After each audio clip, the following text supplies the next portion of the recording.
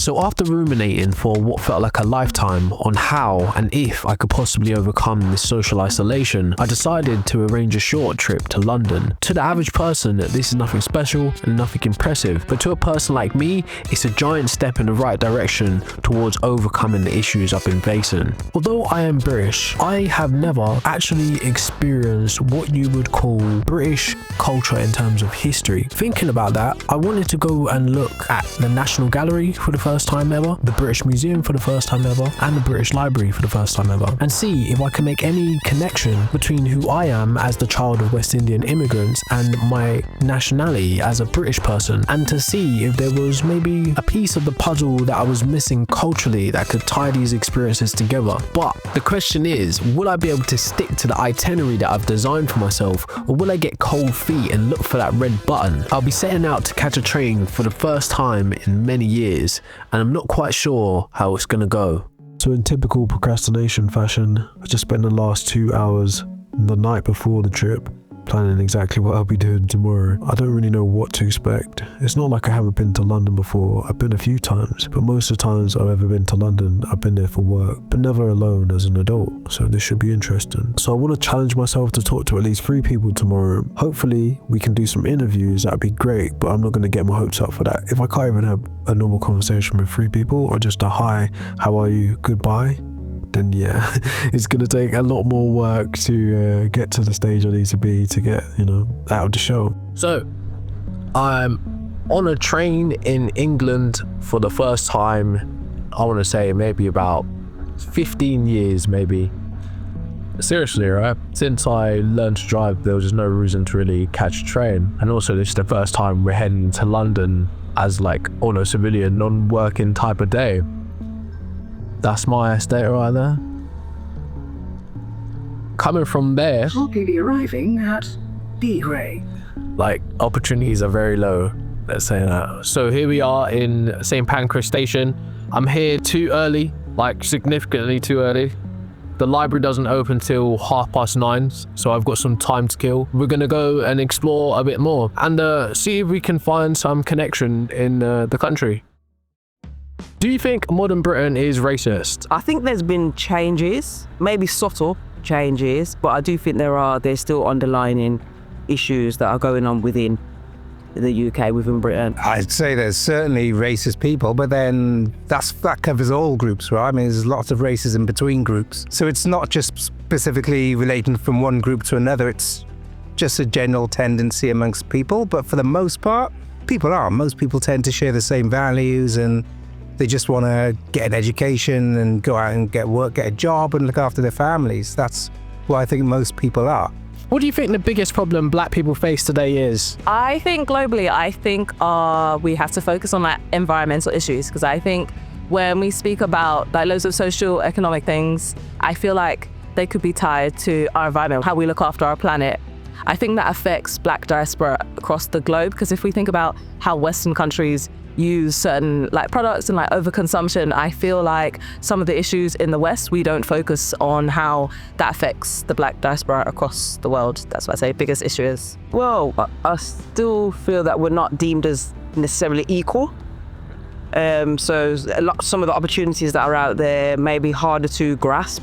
And based on not necessarily the person that owns the business, but because we've got systematic underlying things that have been going on for hundreds of years that have not yet been corrected or changed, then I feel that's why. Do you think there is equal opportunities for people of colour or people from other cultures in UK? You know what?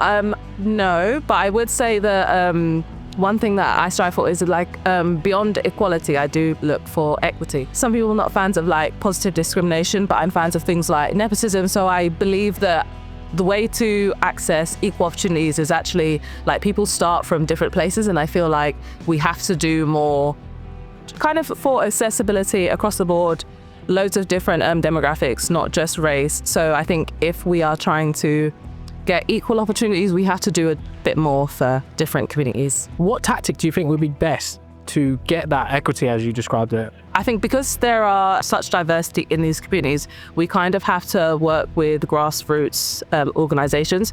So I feel like when you're trying to help different members of the communities, you have to be speaking to people from those communities. And there are so many organizations that already exist. So I feel like we have to be working with them, and we have to be working with the people who are most knowledgeable. So I don't believe in kind of just coming in like, I'm here to help this community without actually speaking to members of that community. Would you say Britain has equal opportunity in terms of like education, finances, just sheer advancement, talents maybe? I'd say that the overall framework, there's definitely a class system, and the majority of the population's cut off from the opportunities that parts of the society would have.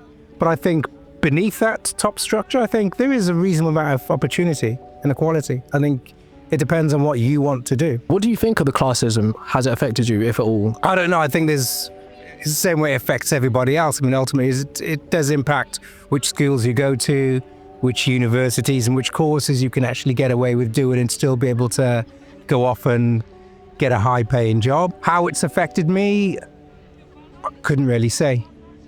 I don't feel as if I've been necessarily been held back. What do you think the solution might be to the problems that we face today? Awareness all the way, but not just Black History Month in October, throughout the whole of our lifetime.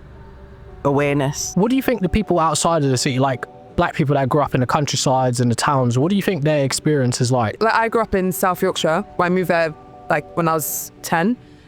So for the first part, I think it was quite hard. It was very isolating. There wasn't many Black people at all.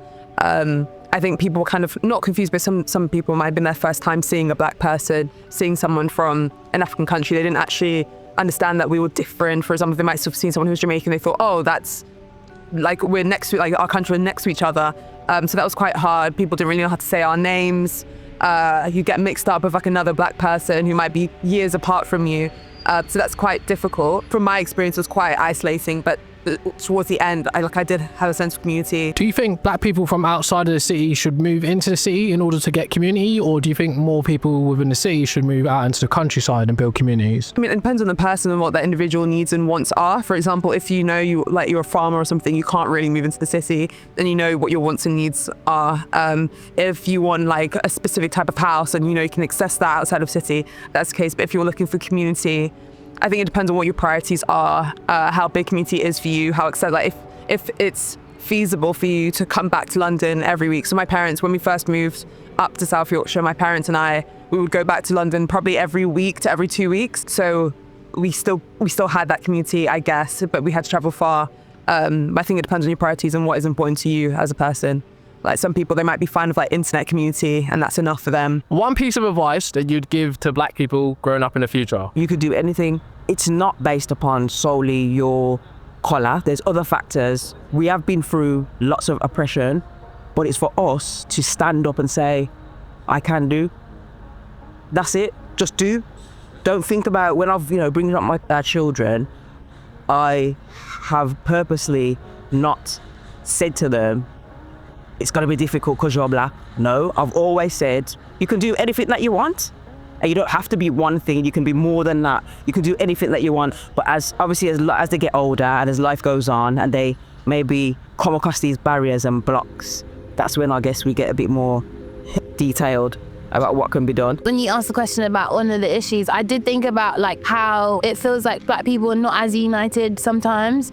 And like, I guess because we're made of so many different cultures and tribes, and naturally our communities can be quite tight, and I think there's beauty in that. But I feel like Black people can connect more and unite more and come together more on like shared values and shared beliefs, and I feel like the internet is a great way to kind of bridge that gap despite distance, but come together with our voices and how we elevate our opinions and fight for each other. Well, I think in Britain, for Black people, it's easier like to build business because like there is more like solidarity to each other, and like you are supporting more your community. I don't know, but in France it's not like that. Where have you experienced that?